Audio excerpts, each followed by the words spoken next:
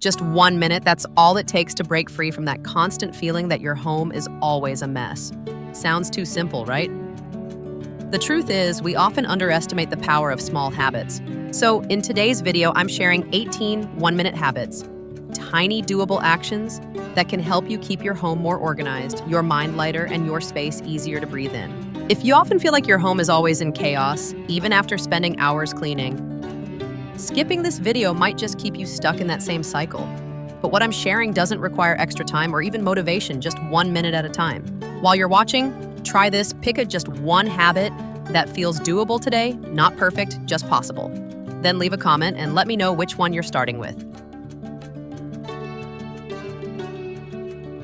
Let's start with the first habit, be the master of small tasks. Most of the clutter in your home doesn't come from big messes. It builds up from all the tiny things you keep putting off: one dirty mug, a shirt tossed on a chair, a receipt sitting on the counter. One by one, they don't seem like much. But together they create that overwhelming, my house is always a mess feeling. I used to leave things for later all the time, and honestly, that later rarely happened. A dish here, a pile of clothes there. By the end of the day, I wasn't just tired, I was frustrated. Because everywhere I looked, I saw something I hadn't finished.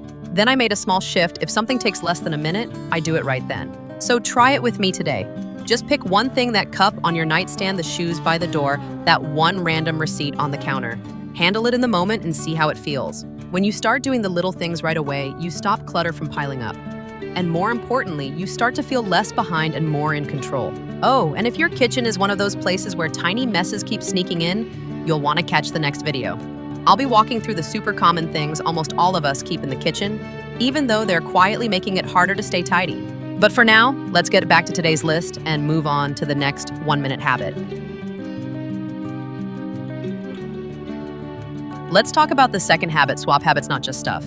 Here's something I didn't realize for a long time. Decluttering isn't just about getting rid of things. It's also about replacing the habits that created the mess in the first place. For me, it used to be mindless snacking while working. I'd grab a bag of chips, get distracted, and by the end of the day, there'd be crumbs, empty wrappers, and random dishes scattered around my desk. Even after I cleaned, the mess came back because the habit was still there. So I made a small switch. Instead of reaching for snacks, I started diffusing a scented oil or making a cup of tea. Same need for comfort, but without the trail of clutter. So here's your 1-minute habit. Notice one small routine that creates mess for you and replace it with something gentler. Something that still soothes you, but doesn't leave stuff behind. Because when you swap the habit, not just the stuff, you stop the cycle of recluttering and start building a space that stays calm without constant cleanup. Let's move to habit number 3, maintain your clear zones. You know that feeling when you finally declutter a drawer or a corner of your home and it actually stays tidy for a while? That space feels like a little breath of fresh air every time you walk past it. But then slowly things creep back in. A piece of mail, a water bottle, that one random item you didn't know where else to put. And before you know it, the clear space is just another clutter zone. That used to happen to me all the time. I'd finally clear my kitchen island. It would look amazing for 2 days, and then it turned into a drop zone for everything again. So I started doing this one simple thing. Every day, I take 1 minute to protect my clear zones. Just 1 minute to put things back where they belong so those little wins don't get erased. Try it today. Pick one surface you've already cleaned: a nightstand, a shelf, your entryway table, and commit to keeping it clear. Just that one area. Because when you maintain what you've already done, you stop feeling like you're always starting over. And that one tidy space, it becomes proof that you're making progress even on the busy days.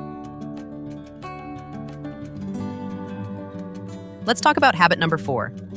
Tame the throwables, your blankets and pillows. Cozy throws and soft pillows make a space feel warm and inviting. But they also have a sneaky way of turning into visual clutter, tossed on the couch, crumpled on the floor, or piling up on chairs no one can sit on anymore. I used to love having tons of throw blankets around. But by the end of the day, my living room looked like a laundry pile exploded even when the rest of the house was technically clean. It made the whole space feel messier than it really was. So I started treating throwables like anything else with a home. After I use a blanket, I fold it and put it in a basket by the couch. Extra pillows go on a designated shelf or in a trunk.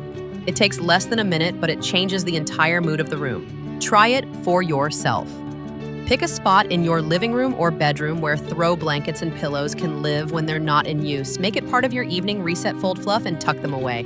Because when your soft stuff is in order, your space looks calmer, feels cleaner, and flows better. You're not just tidying blankets, you're clearing mental noise too. Let's talk about the fifth habit. Learn to gently say no. Clutter doesn't always come from junk. It often comes from good things you didn't really need. Freebies, sale items, gifts you feel guilty about. They sneak in and slowly crowd your space. I used to say yes to everything just in case, but that just filled my home with things I didn't love and left me feeling overwhelmed. Now I pause. If I don't truly need it or enjoy it, I say no kindly but clearly. Try it this week. The next time you're offered something nice, check in with yourself first. Because every gentle no is a yes to space, calm, and the home you're trying to build. Let's move to habit number 6. Create a donation box that works for you. Sometimes the hardest part of decluttering is not knowing what to do with the stuff you're ready to let go of. That's why having a donation box always in the same spot is a game changer. For me, I tucked one in the hallway closet. Whenever I come across something I don't use anymore, it goes straight in, no drama, no decision fatigue. Try it yourself. Pick a box, label it, and put it somewhere easy to reach. Once a month, drop it off.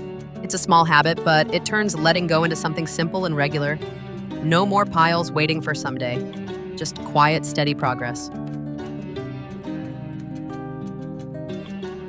Let's talk about habit number 7, clean as you cook.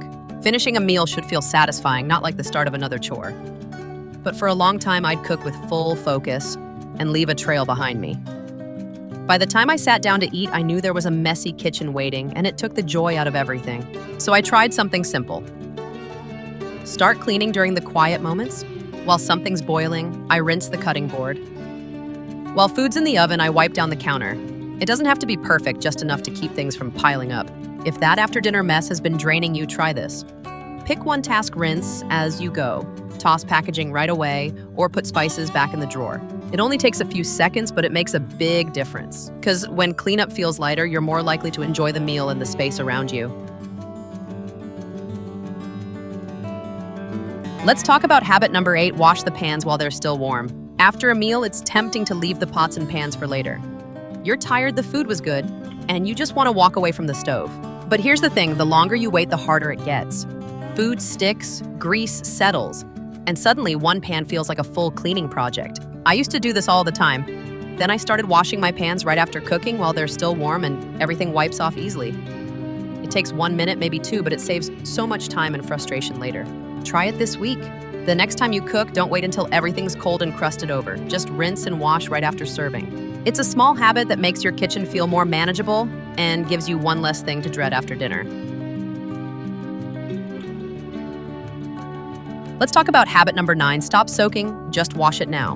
We've all done it. You finish eating, drop the dish in the sink and think, I'll just let it soak for a bit. But let's be honest, soaking often turns into sitting there all night. I used to soak everything, not because it needed it, but because I didn't feel like washing right away. But then the sink filled up, the water got gross, and the mess felt even worse. So I made a rule for myself. If I have 30 seconds, I wash it now, especially when the food hasn't dried on yet. It's faster, easier, and feels done. Try it today. Skip the soak, wash the plate, rinse the fork. Tiny actions now prevent a bigger, heavier cleanup later. And best of all, your sink stays clear and your kitchen feels instantly calmer. Let's move to habit number 10, clear the fridge. It's easy to ignore the fridge, just close the door and pretend it's fine. But inside, there's half-used sauces, expired leftovers, and mystery containers you've been avoiding for days. I used to open the fridge and instantly feel stressed. Not just from the mess, but from the mental clutter, wondering what's still good, what I should throw out, and what I forgot I even bought. Now I take 1 minute a few times a week to clear it out. I toss anything expired, wipe the shelf, and group similar items together. Try this habit today. Pick one shelf, not the whole fridge, and reset it. You'll feel the difference immediately.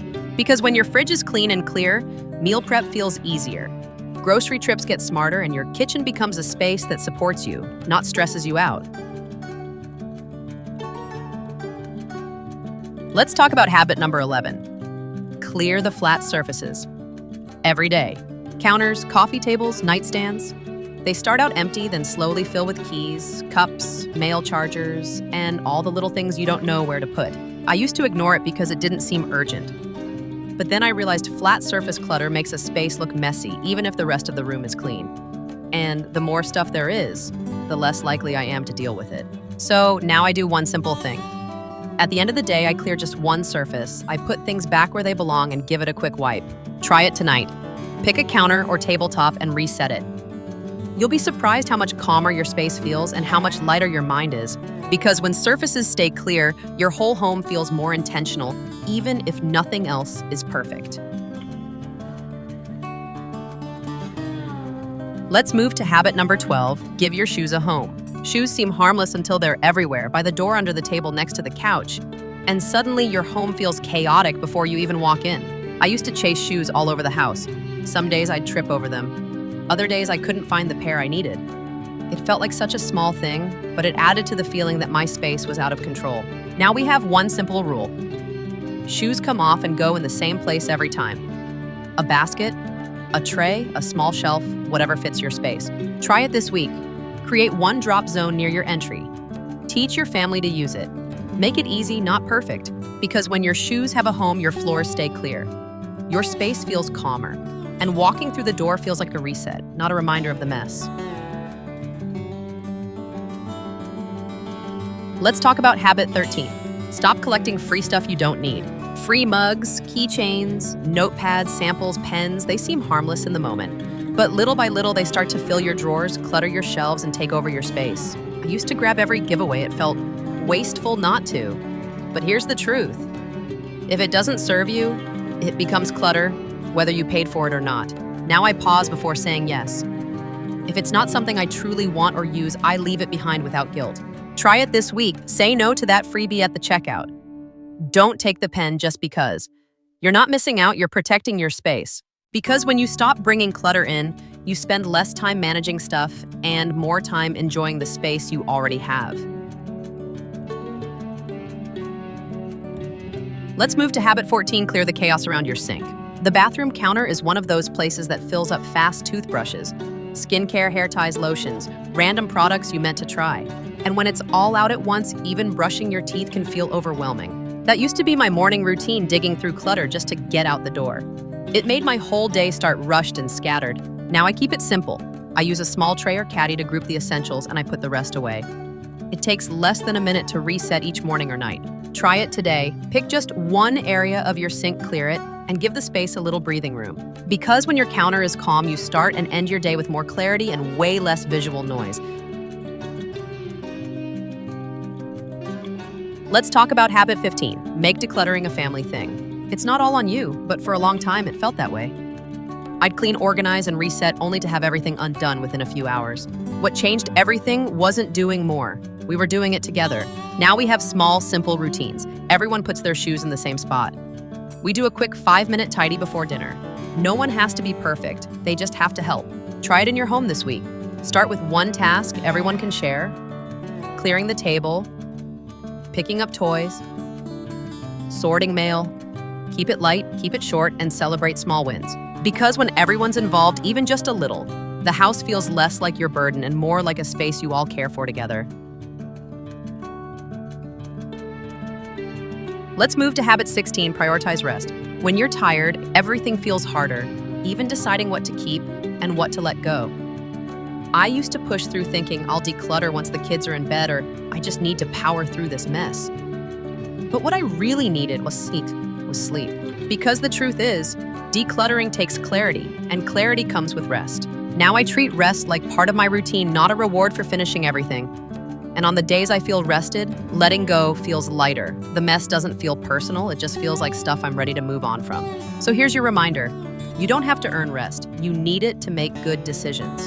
Prioritize sleep, take breaks, because when your mind is clear, your home can be too. Let's talk about habit 17, nightly reset. You know that feeling when you wake up and the house already feels like it's against you. Dishes in the sink. Stuff on the floor, yesterday's mess still staring at you. It sets the tone for the whole day and not in a good way. I used to go to bed thinking I'll deal with it tomorrow. But tomorrow always started with stress. Now I spend just 5 minutes doing a quick reset before bed. Putting things back where they belong, clearing the counters, fluffing the couch, not deep cleaning, just resetting the energy. Try this tonight. Set a timer for 5 minutes. tidy one space, prep one small thing for the morning. It's a quiet way of saying I've got this, and when you wake up, your space reflects that back to you. Because with a nightly reset, you don't start the day behind, you start with peace. Let's finish with habit 18, celebrate small wins. Decluttering takes time, and it's easy to feel like you're not doing enough. I used to skip over the small stuff, but now when I clean out a drawer or finally donate a bag, I pause and say, that counts. Try it today. Notice one small thing you've done and let it be enough. Because when you recognize progress, you're more likely to keep going. That's it, 18 one-minute habits that don't require a perfect plan or a full day of cleaning. Just tiny actions that help you feel a little more in control, 1 minute at a time. You don't have to do them all. Just pick one or two that feel doable and start there. Because small shifts repeated often can completely change how your home feels. If any of these habits stood out to you, let me know in the comments. Which one will you try first? And if your kitchen is one of those spaces that just keeps filling up, stick around for the next video where I'll walk you through the everyday items hiding in plain sight that are making your kitchen feel more cluttered than it needs to be. We're talking about things most of us keep but don't actually use. And as always, if you want more calm, real-life routines, don't forget to subscribe. I'll see you soon. Thank you for watching.